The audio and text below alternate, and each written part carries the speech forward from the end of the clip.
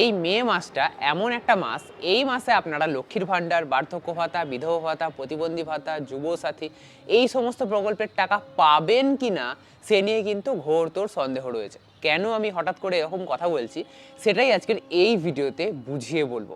দেখুন, যদি আপনারা এই সমস্ত প্রকল্পের টাকা পানও, তবুও কিন্তু এই মাসের টাকা প্রতি মাসের মতো তাড়াতাড়ি আপনাদের ব্যাংক অ্যাকাউন্টে ঢুকবে না।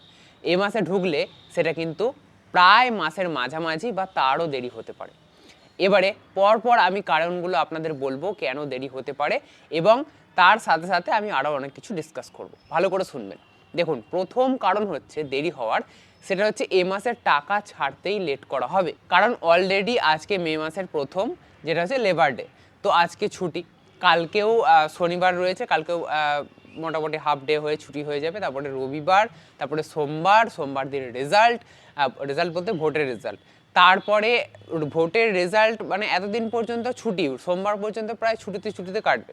তো এতদিন পর্যন্ত সরকারি কোনো কাজকর্ম হবে না। এটা গেল প্রথম কারণ টাকা ছাড়তে লেট হওয়ার, মানে 4 তারিখ পর্যন্ত কেটে যাচ্ছে তবুও টাকা ছাড়া হচ্ছে না। অন্যান্যবার আমরা দেখতে পাই যে 1-2 তারিখের মধ্যে আপনাদের ব্যাংকে টাকা না ঢুকলেও সরকার থেকে কিন্তু প্রসেস করে দেয় আপনার টাকাটা, কিন্তু এবারে সেই সুযোগটা থাকছে না। 4 তারিখ পর্যন্ত যেহেতু ছুটিতে কাটছে, তাই আপনাদের সরকার থেকে কোনো কাজ হচ্ছে না এবং টাকা ছাড়তেও পারছে না। এটা গেল প্রথম কারণ। দ্বিতীয় কারণ হচ্ছে 4 তারিখে বিধানসভা ভোটের রেজাল্ট রয়েছে। এবারে সেই দিন কিন্তু একটা যা কিছু ঘটতে পারে, যদি কোনো রকমভাবে যে সরকার বর্তমানে আছে সেটা পাল্টে যায়, তাহলে কিন্তু আরও একটা সমস্যা এসে দাঁড়াবে। কীরকম সমস্যা? যে লক্ষ্মীর ভাণ্ডার, বার্ধক্য ভাতা, বিধবা ভাতা, প্রতিবন্ধী ভাতা, যুবসাথী যে সমস্ত প্রকল্প চলছে, হয়তো সেগুলো বন্ধ হবে না, সেগুলোর নাম পরিবর্তন হবে, তারপরে এক সরকার থেকে আরেক সরকার হাতে নেবে। ঠিক আছে, এই সমস্ত করতে করতে প্রায় মাসের শেষের দিকে চলে যাবে ব্যাপারটা আপনাদের ব্যাংক অ্যাকাউন্টে টাকা ঢুকতে। বা তারপরে টাকা ঢুকবে কি না বা কী হিসাবে টাকা ঢুকবে, সেটা পরবর্তী সরকার যে আসবে, যে গঠন করবে, সে কিন্তু বুঝবে, সে কিন্তু ব্যাপারটাকে সে সামলাবে। ঠিক আছে, তো সেক্ষেত্রে টাকা ঢুকবে কি না, আদৌ ঢুকবে তো, বা দেরি হবে কি না, সেই সমস্ত ব্যাপার কিন্তু একটা বিরাট বড় সমস্যা থেকে যাচ্ছে যদি সরকার কোনোভাবে পাল্টে যায় তাহলে। আর যদি সরকার না পাল্টায়, অর্থাৎ বর্তমান সরকারই যদি শাসনে থাকে, তাহলেও কিন্তু দেরি হবে। মানে অতটা দেরি হবে না যতটা সরকার পাল্টে গেলে দেরি হবে, কিন্তু একটু দেরি হবে যদি এই সরকারই ক্ষমতায় থাকে। কারণ কি? কারণ ওই যে 4 তারিখ পর্যন্ত ভোটের রেজাল্ট, ততদিন পর্যন্ত ছুটিতে কাটবে। তারপরে হয়তো যে সমস্ত কাজ পেন্ডিং থাকবে সেগুলোকে প্রসেস করা হবে। মানে ধরতে পারেন, যদি যে সরকার চালাচ্ছে অলরেডি, সেই সরকারই যদি শাসনে আবারও ফেরে, তাহলে আপনারা ওই মাঝামাঝি, মানে এই মে মাসের মাঝামাঝি করে আপনারা প্রত্যেকটা পেমেন্ট পাবেন। লক্ষ্মীর ভাণ্ডারটা হয়তো তাড়াতাড়ি পেয়ে যেতে পারেন, কারণ লক্ষ্মীর ভাণ্ডারটা মমতা বন্দ্যোপাধ্যায় একদম বারবার তিনি বলেছেন যে স্বপ্নের প্রকল্প, এবং ভোটের আগেই আমরা দেখলাম যে লক্ষ্মীর ভাণ্ডারের টাকা কিন্তু 500 টাকা করে বাড়িয়ে দেওয়া হলো।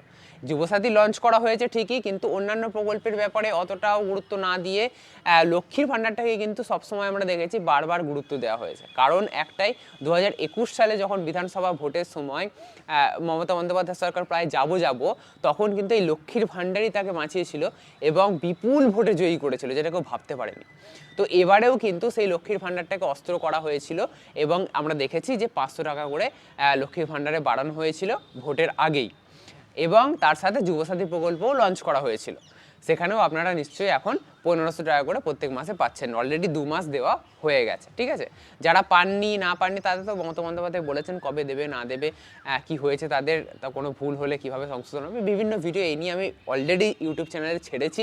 যদি আপনারা না জেনে থাকেন বা বুঝতে না পারেন, তাহলে বিভিন্ন ভিডিওগুলো আপনারা স্ক্রল করুন, দেখুন, তাহলে আপনারা গোটা ব্যাপারটা ক্লিয়ার হবে। ঠিক আছে, আপনাদের মধ্যে।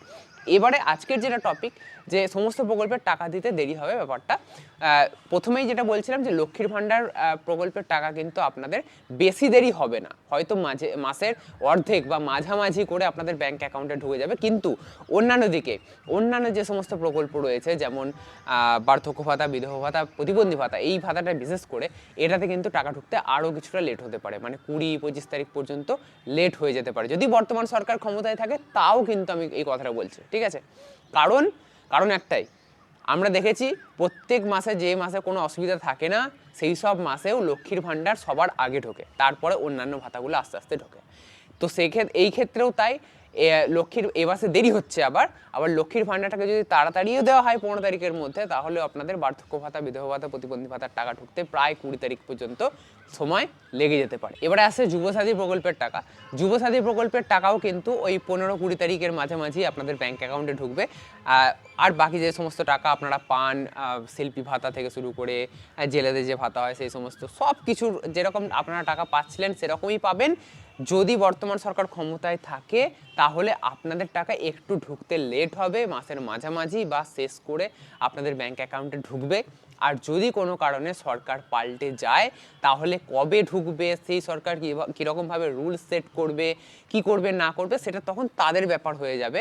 এবং সেই অনুযায়ী যা যা খবর আসবে তখন কিন্তু আমি আপনাদের সেই অনুযায়ী দেবো। বোঝাতে পেরেছি? এই পুরো ভিডিওতে আপনাদের আমি এটাই বোঝাতে চাইছি যে এই মে মাসে আপনারা যে কোনো ভাতা পান না কেন, এই মে মাসে এসে কিন্তু আপনাদের ভাতা পাওয়ার সময় কিন্তু একটু চেঞ্জ হবে। অর্থাৎ খুব তাড়াতাড়ি আপনাদের ব্যাংক অ্যাকাউন্টে টাকা ঢুকবে না, একটু দেরি হবে। তার কি কি কারণ রয়েছে না রয়েছে গোটা ভিডিও জুড়ে আমি সেটাই আলোচনা করলাম। আশা করবো আজকের এই ভিডিওটা আপনাদের অনেক ভালো লাগবে, অনেক উপকারে লাগবে, অনেক কিছু জানতে পেরেছেন বলে মনে করব। যদি আজকের এই ভিডিওটা আপনাদের ভালো লেগে থাকে তাহলে অবশ্যই লাইক করবেন। এরকমই নতুন নতুন আরও ইন্টারেস্টিং ভিডিও পেতে অবশ্যই চ্যানেলকে সাবস্ক্রাইব করে রাখতে ভুলবেন না।